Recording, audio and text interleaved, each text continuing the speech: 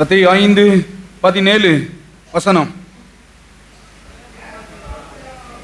நியாயப்பிரமாணத்தை ஆனாலும் தீர்க்கதரிசியானாலும் அழிக்கிறதற்கு வந்தேன் அன்றி என்று எண்ணி. நிறைய பேருக்கு என்ன விஷயம் அப்படின்னா, கர்த்தர் வேற ஏதோ கொடுக்க வந்துட்டு இருக்கு. ஆண்டு சொல்றாரு, நியாயப்பிரமாணம் இருக்கிறது, தீர்க்க தரிசனமோ இருக்கிறது, இதெல்லாம் அழிப்பதற்காக வரவில்லை. நியாயப்பிரமாணம் கொடுக்கப்பட்ட நோக்கம் என்ன நிறைய பேருக்கு தெரியாது. இப்ப ஒருத்தன் கொலை பண்ணிட்டான், அவனுக்கு ஜெயில் தண்டனை ஏன் கொடுக்குறாங்க அப்படின்னா, அவனை அதோட ஜெயில போட்டு அழிக்கிறது. அதனாலதான் வீட்டில் இருக்கிற இருக்காது. ஒவ்வொரு நிமிஷம் யோசிப்பான் ஜெயில இருக்கும்போது, நம்ம வீட்டுல நல்ல சாப்பாடு, அருமையான பெட்டு,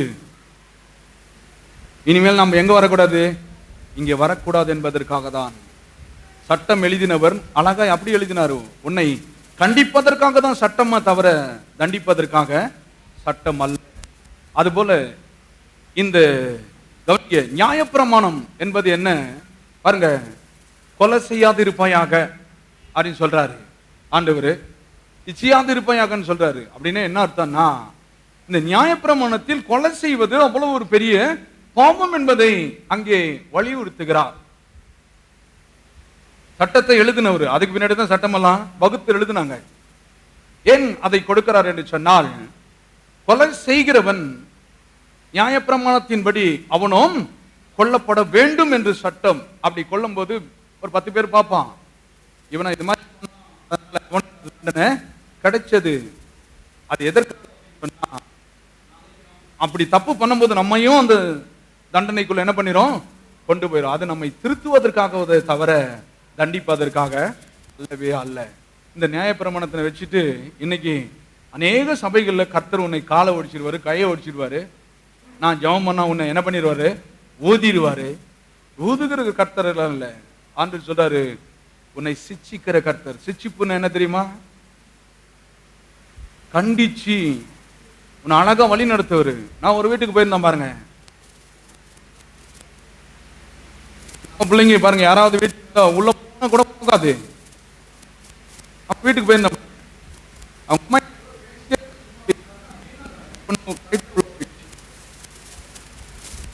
அவதான் நினைச்சேன், கண்ணை வச்சு நடத்துறதுன்றது என் கண்ணை வைத்து கண்ணுலயே அப்படி இப்படின்னு உடனே கரெக்டா உள்ள போறாங்க.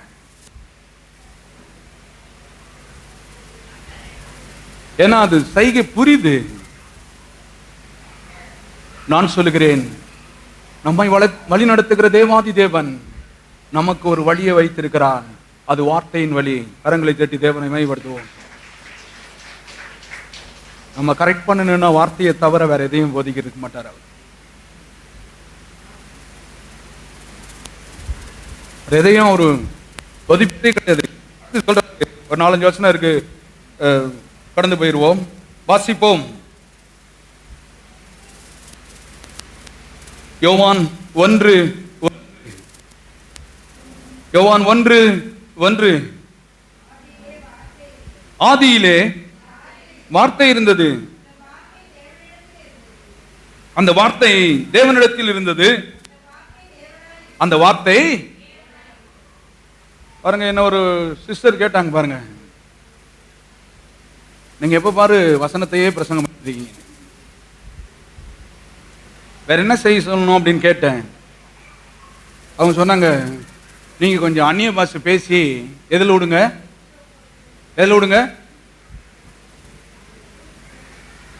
யூடியூப்ல விடுங்க, வாட்ஸ்அப்ல விடுங்க.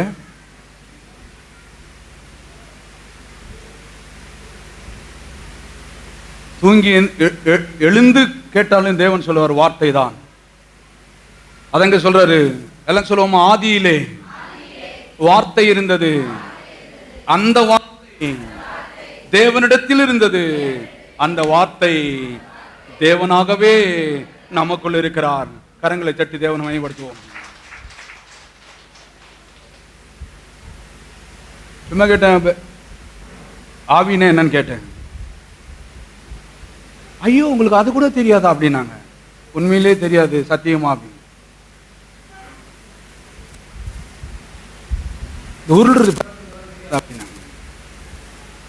எங்க அம்மாவுக்கு ரசிக்கப்படுறதுக்கு முன்னாடி சாமி வந்துடும். எங்க அம்மா உருண்டு பிறண்டு எங்க அப்பாவை கன்னத்துக்கு அடிச்சிருவாங்க பாருங்க.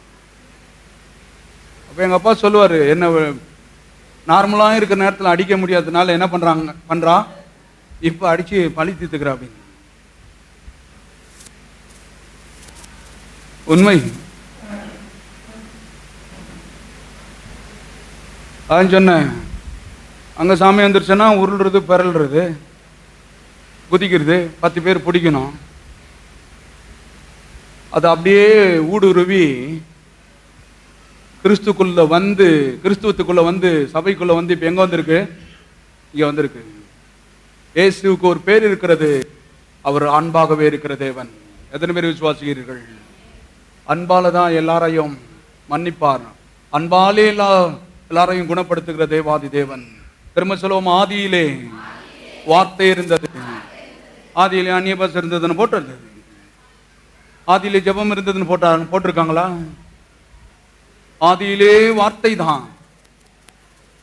செய்யூருக்கு வரும்போது ஊர்ல இருந்து பாத்திரம் பண்டையெல்லாம் கட்டிட்டு வண்டியில ஏத்திட்டு வரல. தேவனுக்கு ஒரு ஆதி இருக்கிறது, ரட்சிக்கப்பட்ட எனக்கு ஒரு ஆதி இருக்கிறது. தேவ வார்த்தை உள்ளத்தில் லோட சுமந்துட்டு வந்திருக்கேன். அந்த வார்த்தை தான் தேவனாகவே இப்ப செயல்பட்டு கொண்டிருக்கிறார். கண்குளிர பார்த்திருக்கேன். தேவன் தேவைகள் சந்திக்கப்படும் பொழுது நிறைய பேருக்கு இது லேசா இருக்கல, இது ஒரு பெரிய அற்புதமான தேவனிடத்தில் வாங்கி வாங்கி ஒரு காரியங்களை அனுபவிக்கும் பொழுது உலக அற்புதங்களை காட்டில் இது மகா பெரிய அற்புதம். எத்தனை பேர் விசுவாசிக்கிறீர்கள்? சொல்றாரு, கேளுங்கள் அப்பொழுது உங்களுக்கு. உங்க பிள்ளை ஓடி வந்து அம்மா எனக்கு சோறு வேணும் அப்படின்னு கேட்கும்போது எப்படி இருக்கும்? உடனே பாருங்க, சாப்பாடு இல்லைன்னா கூட ஐயோ என் புள்ள கெட்டுருச்சுன்னு ஏதாவது என்ன பண்ணுவீங்க? ஆயத்தப்படுத்துற வேலையை பார்க்குங்க. பொல்லாதவர்களாகிய நீங்களே உங்கள் பிள்ளைகளுக்கு நல்ல ஈவுகளை கொடுக்க அறிந்திருக்கும் பொழுது உங்களை படைத்த பரம பிதா, பரலோகத்தின் பிதா, உங்களை ரட்சித்த தேவன் அதை காட்டிலும் அதிகமான ஈவுகளை கொடுப்பது அதிக நிச்சயம் அல்லவா? ஆண்டு சொன்னாரு, எதுக்கெல்லாம் ஏங்கனியோ அதிகமாய் கொடுப்பதற்கு வச்சிருக்கிறேன் நிச்சயம்.